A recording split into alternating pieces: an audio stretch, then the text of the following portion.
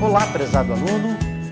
Chego até você para apresentar a disciplina Bibliologia. A nossa disciplina de Bibliologia faz parte da nossa grade, do nosso currículo do Seminário Teológico Batista Independente do Paraná. Qual é a descrição dessa disciplina? Qual é o propósito dela, o objetivo dessa disciplina? A descrição da disciplina é oferecer aos alunos uma visão da Bíblia como um livro, destacando a sua origem, sua formação, sua história, particularidades tais como línguas, época, uso e costumes e por aí afora. Também queremos, nessa disciplina, ensinar o aluno a manusear a Bíblia, conhecer suas divisões, bem como a sua inspiração e origem divina. São estes pontos importantes. O nosso conteúdo programático. Nós vamos estudar, durante essa disciplina, a Bíblia é a palavra de Deus, como manusear a Bíblia, a estrutura da Bíblia, breve história da Bíblia, a história do povo de Deus, usos e costumes do povo de Deus, particularidades da Bíblia e seitas políticos religiosas do Novo Testamento. O objetivo da nossa matéria, prezado aluno, é proporcionar a você esse conhecimento satisfatório e prático da Bíblia como livro. É muito importante que o aluno que é um crente em Jesus, ou você que ainda não é evangélico, mas gosta de aprender a respeito das coisas da Bíblia, é muito importante que você saiba a origem da Bíblia, como ela chegou até nós, como foi que se desenvolveu toda a estrutura que ela tem, para que a tenhamos em mãos como hoje nós a possuímos. Então, queremos também proporcionar esse tipo de conhecimento a você. Mas também queremos ajudar o aluno a estar aprendendo a manusear a Bíblia para aproveitar ao máximo esse livro milagre, livro mais vendido no mundo também, um livro especial porque tem um autor especial. Seu autor não foram homens, mas o próprio Deus é o autor desse livro divino. Queremos capacitar o aluno a identificar épocas e costumes citados na Bíblia, entender certas passagens, citações ou expressões que encontra lá e muitas vezes não consegue distinguir o que aquilo significa. O que nós exigimos nesta matéria é que o aluno participe de forma aplicada. Eu sei que aí onde você está, na sua casa, o ambiente que você escolheu para estudar, eu tenho certeza que é o ambiente apropriado. Assim se espera, para que você possa aproveitar ao máximo o nosso curso e particularmente essa disciplina tão importante, onde você vai aprender a respeito do valor da Bíblia. Nós queremos que você estude a apostila que lhe é fornecida digitalmente, você pode estudá-la para ter um domínio do conteúdo da nossa disciplina. Ao final da nossa disciplina, você terá uma prova para poder avaliar o seu conhecimento, aquilo que você aprendeu no decorrer dos nossos estudos. Também, um trabalho elaborado por você, querido aluno, será exigido para complementar a sua nota e também para testar os seus conhecimentos, o que é muito mais importante do que apenas você receber uma nota, uma aprovação e um certificado.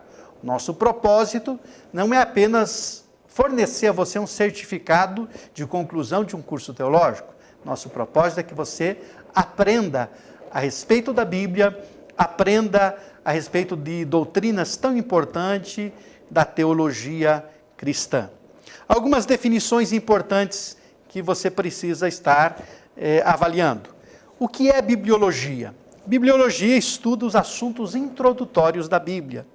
É também uma divisão da teologia sistemática que testa a sua inspiração. Portanto, a bibliologia não estuda a Bíblia minuciosamente, versículo por versículo, não é exegese, não é uma hermenêutica da Bíblia em si, mas sim é o nosso trabalho para procurar conhecer os pormenores de como ela chegou até nós, como ela foi formada, o seu cânon, você vai aprender o que é cânon e por aí afora.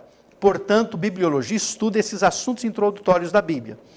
como eu disse, faz parte da teologia sistemática. O que é a teologia sistemática? Você pode acompanhar comigo aqui no quadro e você verá que a teologia sistemática é um ramo da teologia onde os ensinos bíblicos concernentes a Deus e ao homem são agrupados em tópicos, de acordo com um sistema definido. Por isso, teologia sistemática.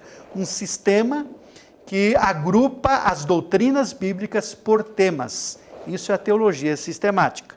Tudo o que diz respeito, por exemplo, à doutrina de Cristo é chamado de cristologia, doutrina de Cristo. Tudo o que diz respeito ao Espírito Santo, pneumatologia, uma palavrinha grega para definir a doutrina do Espírito Santo. Tudo o que diz respeito a Deus, teontologia, doutrina acerca das coisas de Deus. Tudo o que diz respeito à Bíblia, portanto, bibliologia, sua origem, sua formação, sua inspiração. É na bibliologia que nós estudamos isso. Então, por isso, é uma disciplina muito importante, porque cada estudante da Bíblia, cada obreiro, cada líder cristão, cada crente, precisa conhecer e aprender a manusear bem esse livro bendito, esse livro sagrado, esse livro que não só nos inspira, mas nos alimenta, nos orienta e é o nosso mapa para a vida com Deus. Isso é muito importante. A Bíblia é o livro dos livros, e o próprio nome indica coleção de livros. A palavra Bíblia vem do grego biblos, que significa pequena coleção de livros. A Bíblia não somente contém a palavra de Deus. Quando alguém disser para você que a Bíblia contém a palavra de Deus, conteste tal pessoa. Por quê? Porque a Bíblia não contém, ela é a palavra de Deus. Se eu digo que ela contém a palavra de Deus, eu estou afirmando que existem partes dela que, na verdade, não é palavra de Deus. O que isso, na verdade, não é fato. Toda ela, mesmo quando nós encontramos palavras atribuídas a Satanás ou ao próprio homem, estão ali registradas por inspiração divina para, de alguma forma, trazer conhecimento e revelação para as nossas vidas. Amém? A Bíblia é a palavra de Deus. A primeira coisa que se pode dizer da Bíblia é que ela está acima de todas as coisas e que ela, acima de tudo, é a palavra de Deus. Portanto, não há dúvida quanto a isso. Na Bíblia, Deus supervisionou, dirigiu, moveu os autores humanos, de modo que o resultado foi o livro da própria redação de Deus. Na verdade, eu quero afirmar a você que Deus não apenas soprou no escritor sagrado, Deus soprou no livro em si. Por isso é um livro tão especial. E por mais que você leia, você nunca enjoa de lê-lo. Estou lendo a Bíblia desde a minha infância, desde que aprendi a ler. E já tenho lido diversas vezes esse livro bendito, e é o único livro que não canso de ler. E cada vez que leio, eu descubro coisas novas. Parece que eu estou lendo pela primeira vez. Por isso, é um livro milagre. A Bíblia é a palavra de Deus em um sentido que nenhum outro livro do mundo pode ser. O Espírito Santo ungiu com este sopro, não só, como eu disse, o escritor sagrado, mas também a própria palavra escrita e registrada. A Bíblia é também um livro no qual Deus se revela, ou se dá a conhecer aos homens de um modo natural ou sobrenatural. Por isso é preciso que distinguamos entre o que é revelação e inspiração. O que é inspiração e o que é revelação. É muito importante. A inspiração é Deus falando através dos homens. Isto é inspiração. Temos alguns textos que você pode acompanhar no quadro, onde apresenta a inspiração, ou seja, Deus falando através dos homens. Jó 32:8, 2 Timóteo 3:16, 2 Pedro 1:21, nos trazem esta verdade a respeito de homens inspirados por Deus, falando, Deus falando através dos homens àqueles que ele se dirige. Revelação é Deus falando ao homem. Essa é a diferença. Se inspiração Deus fala através do homem, revelação Deus fala diretamente ao homem. Nós vamos ter também, você pode acompanhar no quadro, alguns exemplos de Deus falando ao homem. em Gênesis 17, 7, Êxodo 20, 22, Isaías 48, 3 e tantos outros textos bíblicos que vão mostrar Deus se revelando, falando aos homens. Inspiração, Deus fala através dos homens. Revelação, Deus fala aos homens. Muito bem, você conseguiu entender essa distinção entre inspiração e revelação, revelação e inspiração? Isso é muito importante. A revelação plena de Deus se dá na pessoa de Jesus Cristo. Ele é o Verbo, ou seja, a palavra que encarnou, e o Verbo se fez carne. O Verbo encarnou, a palavra encarnou. Por isso, Jesus é a perfeita revelação de Deus. É Deus se revelando na sua plenitude ao ser humano. Do princípio era o Verbo, e o Verbo estava com Deus, e o Verbo era Deus. João, capítulo 1, verso 1. Colossenses 1,15 diz, o qual é a imagem do Deus invisível, o primogênito de toda a criação. Ele é a imagem do Deus invisível, é a revelação do Deus invisível, porque nele habita corporalmente toda a plenitude da divindade. Colossenses 2,9. Portanto, Jesus é a revelação plena de Deus. A inspiração plena também da palavra de Deus. A revelação plena é Cristo Jesus. A inspiração plena se dá por intermédio do Espírito Santo, que é o próprio sopro de Deus. Nós temos a Trindade atuando sempre, de forma magnífica em toda a revelação de Deus ao homem.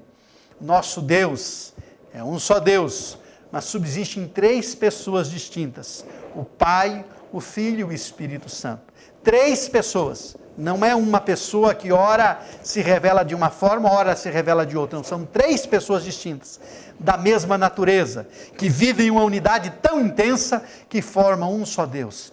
E Jesus veio para revelar esse Deus triuno. O Espírito Santo, na verdade, inspirou não só os autores, mas a própria Bíblia, que é o livro da revelação de Deus, para que pudéssemos conhecê-lo. Portanto, o Espírito Santo é, na verdade, aquele que inspirou as Escrituras Sagradas. Deus não se revelou de uma forma, de uma vez só o homem, não. Ele foi se revelando de uma forma progressiva e gradativa e progressiva. Essa revelação de Deus não se deu de uma vez só. Por isso ela vai começar no Gênesis e vai terminar lá no Apocalipse. Por isso, a Bíblia toda levou cerca de 1.600 anos, em períodos intercalados, até chegar a ter o que temos hoje, o que denominamos de Bíblia Sagrada ou Escritura Sagrada. Portanto, houve um período de 1.600 anos para que a Bíblia chegasse até nós como ela está. A Bíblia é um verdadeiro livro milagre, como eu já tenho dito. Qualquer outro livro que a gente lê uma, duas, três vezes, já enjoa, já é cansativo, mas a Bíblia é milagre, porque você pode lê-lo e lê-lo e lê-lo, e quanto mais você ler, mais você sentirá desejo de ler esse livro bendito. Além disso, de ter demorado 1.600 anos para ser escrita, há nela uma unidade plena, 66 livros que formam um só. A Bíblia possui um tema central que se harmoniza de Gênesis a Apocalipse. Qual é esse tema central da Bíblia, professor? Eu digo a você que o tema central da Bíblia é a redenção do homem. Esse é o tema central da Bíblia. Por isso é um livro milagre. Ela tem uma unidade no seu tema. Essa revelação de que Deus quer redimir o homem que pecou, que afastou-se dele, está em todas as páginas das Escrituras, Deus revelando o seu plano de redenção. Eu quero aqui alistar agora para você, prezado aluno, 12 razões pelas quais a Bíblia é a palavra de Deus. Quando alguém argumentar com você que a Bíblia é um livro qualquer, que foi escrito por pessoas quaisquer, você pode argumentar aquilo que nós vamos alistar para você agora como razões que comprovam que a Bíblia é a palavra de Deus. Primeira razão que eu alisto a você. Qual é a primeira razão pela qual a Bíblia é a palavra de Deus? Deus, como Criador, teria de revelar-se às criaturas. A Bíblia é o único livro do mundo digno de crédito nesse assunto. Nenhum outro livro é digno de crédito nesse assunto acerca da revelação de Deus, a não ser a Bíblia. Ele é o livro pelo qual Deus se revela ao homem, se revela ao mundo. Quero dizer para você que algumas religiões têm seus livros sagrados, mas nenhum deles tem o que a Bíblia tem, a revelação perfeita de Deus às suas criaturas.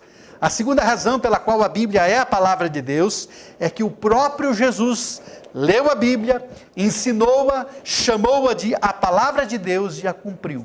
Portanto, o próprio Deus encarnado, que aqui veio, declarou ser as Escrituras a palavra de Deus.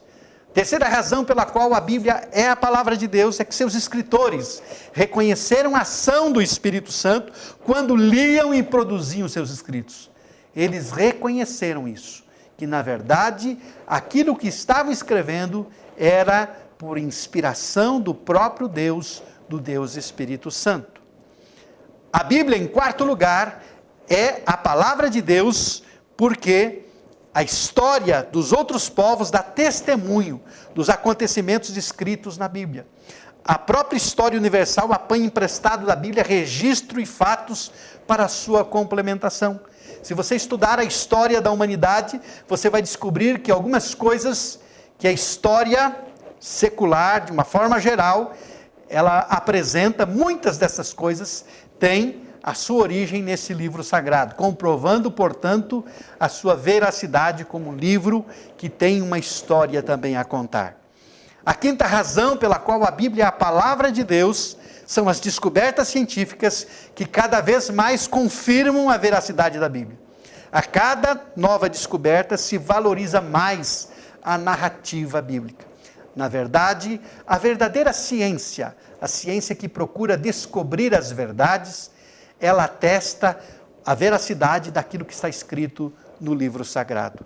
Sexto lugar, a Bíblia é a palavra de Deus, porque o Espírito Santo fala ao coração do cristão, dizendo que a Bíblia é a palavra de Deus.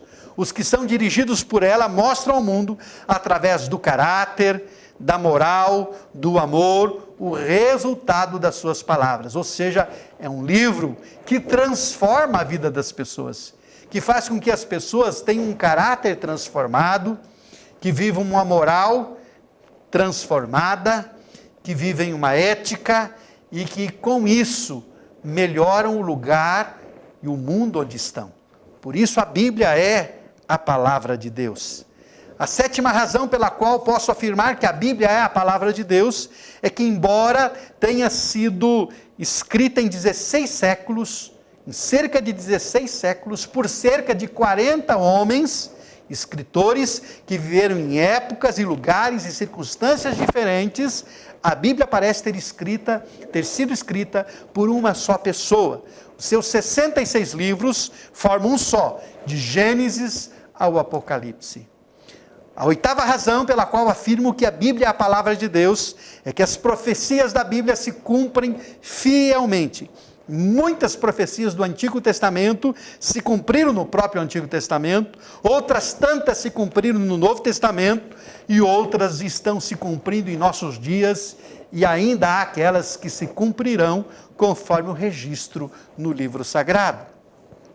A nona razão pela qual a Bíblia é a palavra de Deus é que ela é sempre nova e inesgotável. Leia a Bíblia 1000 vezes e na próxima vez que você a ler, encontrará milhares de coisas novas, porque ela traz a iluminação preciosa do Espírito Santo de Deus para nós.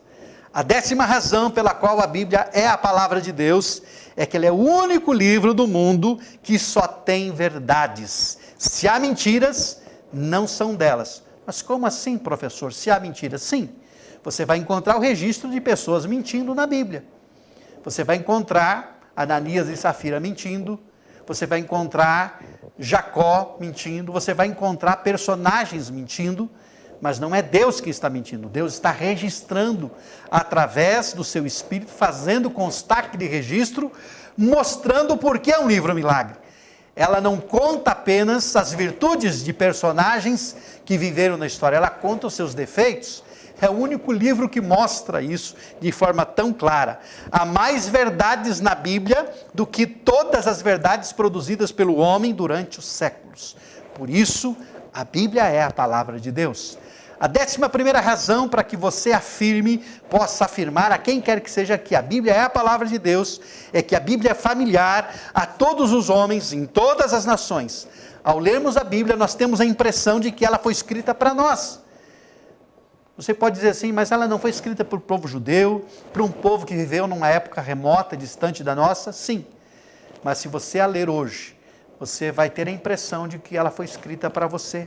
As verdades e a forma como ela é escrita, nós vamos descobrir que não é um produto humano, não se ajusta, não é, a isto. Ela é muito mais do que um produto humano, senão ela não se ajustaria às línguas e costumes de todas as nações. É um verdadeiro milagre. E a 12ª razão pela qual a Bíblia é a palavra de Deus, é que ela é a única palavra que tem poder. Jesus usou a palavra para derrotar o diabo, para expulsar os demônios, para curar os enfermos, para dominar as tempestades, para perdoar os pecadores, para ressuscitar os mortos, para alimentar as multidões, dentre outras coisas.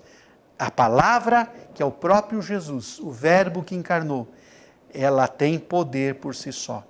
Quando Jesus está no deserto e ali é tentado por Satanás, ele vai vencê-lo sempre pelo poder da palavra. Está escrito.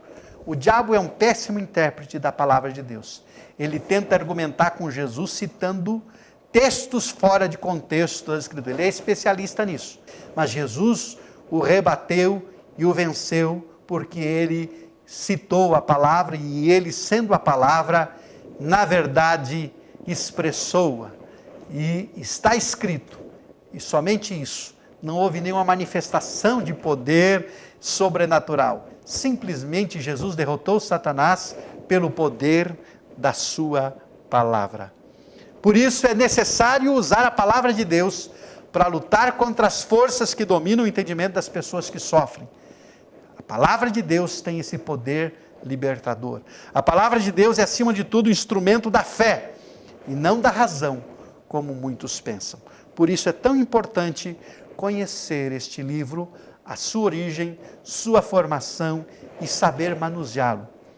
É muito importante. Não posso admitir que um líder cristão, alguém que se diga líder cristão, ou alguém que aspire ser um líder cristão, não conheça esse livro e não saiba o poder que ele tem. Por isso é tão importante você conhecer a Bíblia, a palavra de Deus. Quero compartilhar com você agora, nesse momento, como manusear a Bíblia. É importante. Quem sabe você não tenha muita prática, ou mesmo você que já tem esse conhecimento, mesmo você que já tem esse domínio de como manusear as Escrituras, você pode fazê-lo de uma forma mais precisa. Como manusear a Bíblia? A Bíblia é uma coleção de livros agrupados por assunto. Para facilitar a sua consulta, ela é dividida em capítulos, versículos e parágrafos. A existência de inúmeras versões da Bíblia nos obriga a uma pesquisa para podermos manusear o livro de Deus com facilidade. Existem muitas versões e cada uma delas tem as suas particularidades. A divisão em capítulos e versículos, não é? Ou seja, como nós a temos hoje, ela não era assim, ela não foi escrita dividida em capítulos e versículos como nós temos. A primeira grande divisão da Bíblia é a que divide em 2 testamentos. O Antigo Testamento e o Novo Testamento. O Antigo Testamento, com seus 39 livros, de Gênesis a Malaquias, e o Novo Testamento, 27 livros, de Mateus ao Apocalipse. Para facilitar a consulta, a Bíblia foi dividida a partir de 1555 em capítulos e versículos. A primeira Bíblia que trouxe essa divisão foi a Vulgata Latina. A referência é a indicação do livro, do capítulo, do versículo e outras informações necessárias a serem achadas na Bíblia. Por exemplo, RM 11.17. RM é o nome do livro, abreviatura, por exemplo, de Romanos. 11, primeiro número, depois do nome do livro, é o capítulo. 17, o número a seguir é o número do versículo. Assim lemos, ou temos Romanos 11:17. Livro de Romanos, capítulo 11, versículo 17. abreviaturas importantes de estarmos familiarizados com ela. O sistema usado pela Sociedade Bíblica do Brasil é o mais indicado pela sua simplicidade e rapidez. Os livros da Bíblia são abreviados com 2 letras e sem ponto. 2 letras e sem ponto para abreviar os livros da Bíblia. A primeira letra da abreviatura é maiúscula. Exemplo, JN, igual a Jonas. Entre capítulos e versículos usa-se apenas um ponto. JN 1.3, quer dizer, Jonas, capítulo 1, versículo 3. Os versículos são separados por vírgulas. JN 1.3,4, ou seja, Jonas, capítulo 1, versos 3 e 4. Os capítulos são separados por ponto e vírgula. JN 1, ponto e vírgula 3, ou seja, Jonas, capítulo 1 e capítulo 3. Usa-se o hífen para indicar o prosseguimento de um capítulo ou um versículo a outro. Por exemplo, Jonas, ou JN 1, 3 a 6, Jonas, capítulo 1, versículos 3 a 6. Ou JN 1, hífen 3, Jonas capítulo 1 a capítulo 3. A divisão em parágrafos só existe na versão revista e atualizada. Os textos que encerram um assunto são iniciados com uma letra em negrito. Se você olhar na revista e atualizada, o Salmo 2, que tem 5 parágrafos, você vai distinguir claramente essa divisão por parágrafos. Títulos dos capítulos são preparados. Os títulos que você encontra na sua Bíblia são preparados pelos editores. Nem sempre estão de acordo com o texto, mas serve para uma rápida identificação daquela passagem e daquele assunto. Portanto, nós vamos encontrar exatamente estes títulos que são dados pelos editores. Por exemplo, lá no capítulo 15 do Evangelho de Lucas, você vai encontrar a parábola do filho pródigo. Na verdade, aquele título deveria, quem sabe, ser a parábola do pai amoroso, e não do filho pródigo. Mas o editor colocou porque o filho foi pródigo em esbanjar. Pródigo quer dizer esbanjador. Então ele foi um esbanjador, jogou fora o que recebeu do pai. Mas esses títulos são dados pelos editores, quem faz a edição da Bíblia, tá certo? Para você assim se situar. Palavras em itálico são palavras escritas com um tipo de letra diferente. Não constam nos originais, são necessários para complementar o sentido do texto. Em português, somente a versão revista e corrigida de Almeida, da imprensa bíblica, possui essas palavras, como por exemplo, em Mateus 2,7, nessa versão Almeida revista e corrigida, vai aparecer em itálico, para você entender isso melhor. Palavras entre parênteses ou colchetes. A Bíblia, na versão Almeida revista e atualizada, traz palavras em colchetes que também não estão nos originais, mas servem para complementar o sentido do texto. Em algumas versões estrangeiras, essas palavras aparecem entre parênteses. Veja, por exemplo, Marcos 5, 7 e 8. Isso só vai acontecer no Novo Testamento. Por exemplo, quando os discípulos perguntam para Jesus por que não conseguiram expulsar o demônio do jovem que estava lá possesso, o jovem lunático. Jesus vai responder que existem castas de demônios que só se expulsam com jejum e oração. Você vai encontrar isso em colchetes, porque nos originais não estão, é um complemento daquela passagem. Explicações nas margens, você vai encontrar uma letrinha encontrada ao lado de uma palavra, remete à margem onde vai ser encontrado um sinônimo. Você tem uma letrinha ali do lado da palavra que você leu, do texto ali, do versículo, e vai remeter para você lá para a margem para encontrar um sinônimo daquela passagem, daquela palavra. Referências marginais são numerozinhos ao lado de uma palavra que remete à margem, onde se encontram outras referências. Tratam-se de outras passagens bíblicas que falam sobre o mesmo assunto. Chamam-se referências paralelas. Indicações das referências são informações necessárias para consultar a Bíblia.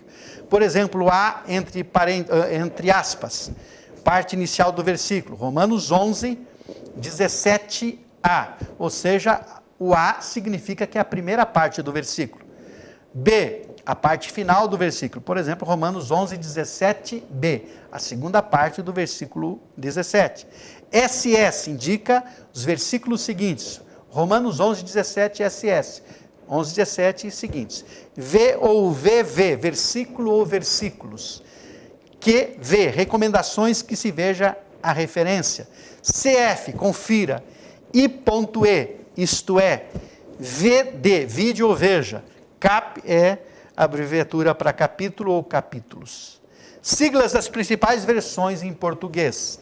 Revis, que é Almeida Revista e Revisada da Imprensa Bíblica Brasileira, que já não existe mais. AR, que é Almeida Revista e Corrigida da Sociedade Bíblica do Brasil. ARA, Almeida Revista Atualizada da Sociedade Bíblica do Brasil. Soares é a versão de Mato Soares, versão popular dos católicos brasileiros. Vulgata Latina. Depois nós vamos falar um pouquinho sobre a Vulgata para você aprender sobre isso. TB, VB ou EB, que é a tradução brasileira de 1917. O que é isso? É uma versão inglesa da Bíblia que foi traduzida e chama-se, que foi traduzido do inglês para o português, que então é chamado de TB, VB ou EB, ou edição brasileira ou tradução brasileira do inglês para o português, não dos originais, como acontece com as outras versões. LXX, que é 70 em Romanos, é a Septuaginta, ou versão dos 70. Nós vamos aprender um pouquinho sobre isso mais tarde também. Jerus é a Bíblia de Jerusalém, da Edições Paulinas, uma versão católica. E FIG. É também uma versão de Antônio Pereira de Figueiredo, da Sociedade Bíblica Britânica Estrangeira, uma versão católica usada no Brasil pelos protestantes no início do século XX, quando nós ainda não tínhamos a riqueza que temos hoje de versões e traduções, principalmente pela Sociedade Bíblica do Brasil. Muito bem, nós estamos encerrando esse nosso primeiro período de aula. Espero que até aqui você tenha compreendido e tenha conseguido assimilar aquilo que estamos compartilhando com você. Que Deus te abençoe. Até a nossa próxima aula, quando nos encontraremos novamente para falar sobre bibliologia.